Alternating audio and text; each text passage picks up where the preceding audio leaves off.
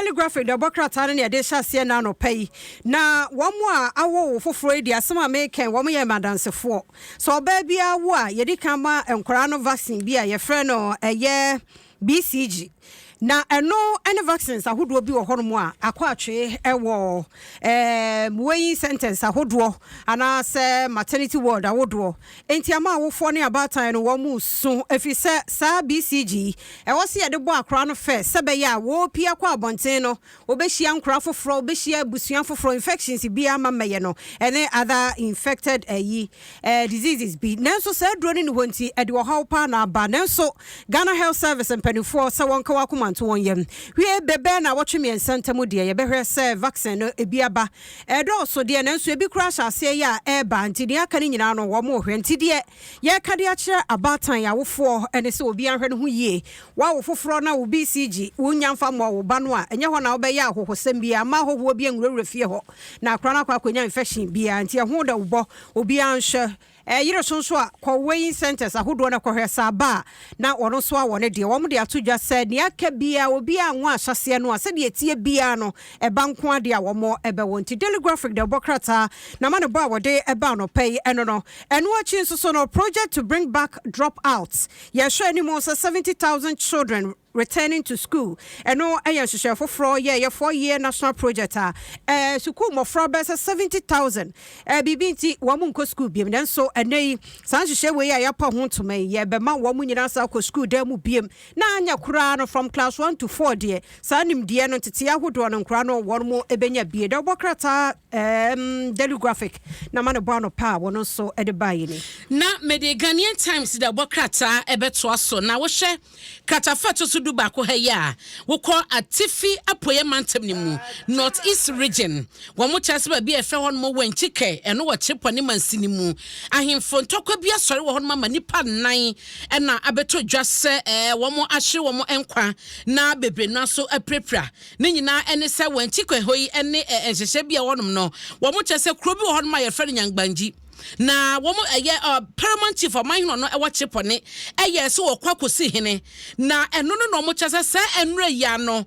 wa hene no so ewa wanchika na kwakosi hu foforo ewa sanyangbaji hono ma ekwawi ache no na edement be ho ase asori wo hono ma ene atututuo ne ho sema kwaso ma nipa nan afamu ahwe wo mo kwaso je ni bakwa pra ena nipa nan bi so pra eka so je ni bakwa hu ano aden wo mo chese ma ene kwada na wo mo nyina edwane adan ne fia hodro ho no ma fotete mu nyina so no o ma twetwa gya to mu na bambo sam no panyifo chese o ma yiri mu ya ban ka chepani no ewo ye cheponi potem won mo hagia mada Nasiru wono so agia to mu sampa bibia tesa ekoso na so adwuma no eguso dendende o mo hwese bambo won sam no ebe wie peye na medo be kwa katafeto so dumi ensa ewo Ghanaian Times mu na ha na ebo amane ese Dr. Kwabnadufo abomodin akofa ne nkrata ewo NDC party national kese na ono so ewa ni swadi hunu ni se obedi party na nimu ese frankatuni etienra dwumade no ekoso ema wakwa akofa nkrata ma yewura kakrisa mo no na epenya wada committee o mate no ye dwemtene wada no na eso nkrata yinyina mu de ma wom na wachom so bunya aboten church mu fili forms ni yie sansa bosum ye se na chese bibia wiedura party no so egu so atoto manamo na abato no ahyehyɛsom na sa wo hwemu dia na opanyia wono na ekasa edema yewura Kwabnadufo wono ene mpanyifo bi eka ne ho na kwakwafa nkrata yi asante matem ma no boaboa foma NDC Gloria hase wono na odi enimu kwafa pepe forms no edema Dr. Kwabnadufo nti eno ene chemu Ghanaian Times ade aba ewo hayin. They find out the workrata no ne de ne wono so de aba pay 2 ha ene bo ani mo hai na sese no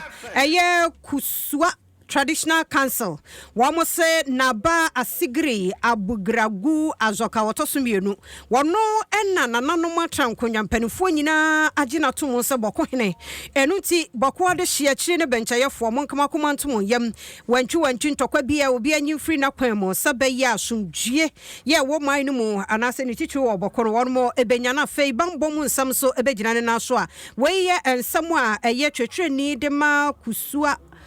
traditional council wono na nsasha se ya wode abantino na ba asigiri abugragu azoka otosumienu ne mfonyini ene dan mo hase ya okope 2 the find the bokrata no de aba na yako page 6 eno so eye ensam foforo ya edan mo ha na eye chief executive officer ya wono na national entrepreneurship and innovation program Kofi Ofosu and Kansanra one more power NIP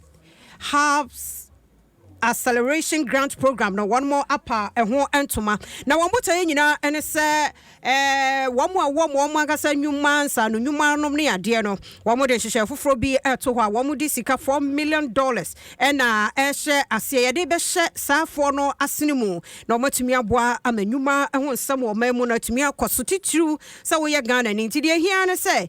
wo be fa wo application form nom ne ade deadline na de animu ha ya March busumi ye de to so du nti obi bia mfa no hunshem sabaya sika ban na twade asi hode eboa ankronkra ya wo mo ankasa nyuma no wo so benya chefa e wo san hihye we mu bia the find out bokrata ma no bo anopay eno no mame yi ba ko e wo daily guide mu ne fa katafato so miensa na enra de koso wo mrase badwafie bra electoral commission e de constitutional instruments ya ifofra kwakoto honom na wo mo ehwe sensa kai baba na afimpi miru ne aduone ne abato be koso no wo a wo pepese obekire wodin wo afi no anya fie dun watwe na pese oto aba wo nso wadi 18 na bro nanso woni abato card ne bie no wo mo chese obenya kwanya na nsa ka bi na eno no na isi echese gise ukita Ghana card eno ko ane ade omo ebehwe na wotumi aye registration na eno na dom kuma wo mrahye badwa fie ho ene dom kase no eno na ehun komo no na enye asabketo ne etinye no wo mo gye ya debate ya to adwea de kokko wie se isi ahwe na obeka se Ghana card nkwa na odidi dwuma betumi de hawaba bebre na ho no ma omontumi nya kwanya enya Ghana card na ba ne sanso de a na ne tumi a woso de to aba isi no agi de finisem eno ne ND samanyoko ne sema no mo ka esenka be ya onfa bibi foforo bi emata ho sanse sa guarantor system ni nyina krampon isi eteso mu eyi afi ho no mte no samina mikita Ghana card na mede obi ko na mako guarantee de man sample ye Ghana ni fie na ye ka no eno na wadi a wo mo chese nyina na eno na isi eyi ano se wo hwa besa fie apema hankra de okrumienu 1992 ena sa guarantor system ni ade nyina no ebebo ade sabre no na oman ni nyina eni ahyenso de bi echese asuma se na so benti eye Ghana ni na eno wo chese se Ghana card na aba no eba beboa enti enyina so a wo mo egina ye edi tu sa na mo no eno ene de isi ede ba ya chese nra efi honom no wo bi hu abobo no a thank you ye beda mo say emra maje ede aba nyame ya Adom ochna ede na sie me school Konongo Duma Senior High School me so post ona ko school empachenyo yenya 70 years nti yedi yen 70th anniversary mampani adodankwa kufa do be mampani 42 SK Buafo no bo nti obi amra obetimi aba bejaye na afi ya di efa no sonkokra nti no happy birthday nko efa ma